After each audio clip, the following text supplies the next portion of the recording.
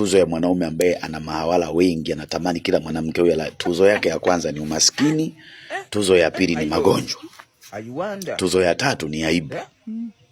Kwa mwanamume usijione ufahari kuwa ni mtu mwenye wanawake wengi. Control mwili wako. Why? Na mikosi mingi ya maisha ya wanaume wanachota kwa wanawake wanaolala nao. Ndio nakwambia leo. Mikosi mingi ambayo wewe inakuendesha unachota kwa wanawake unaolala nao. Wanawake ni washirikina. Wengi wao wanawake ambao sio waaminifu na wanawake ambao wanajiuza ni washirikina sana. Ndio wanaofanya waganga wanaishi mjini. Mimi ndo nakwambia mikosi mingi mnachota kwa hao. Zinaa imebeba umaskini, zinaa imebeba mikosi, zinaa imebeba laana.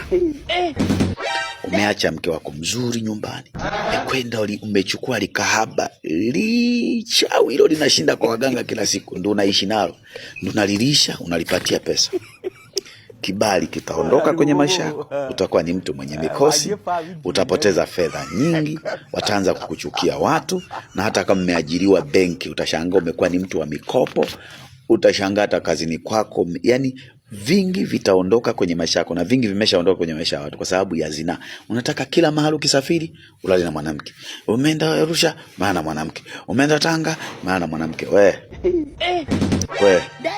Tuzo yako ni umasikini, tuzo yako ni magonjwa, tuzo yako ni mamikosi na mabaraa. Ndio nakwambia.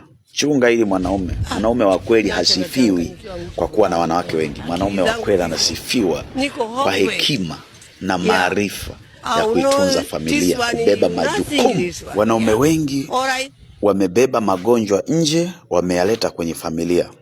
Wameua wake zao, umechukua magonjwa huko, umeyaleta ndani, umemuua mke wako. Mmekufa.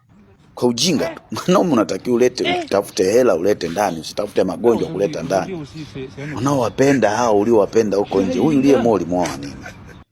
Tamato, hamna kitu kipya. Unabeba magonjwa nje unaleta ndani.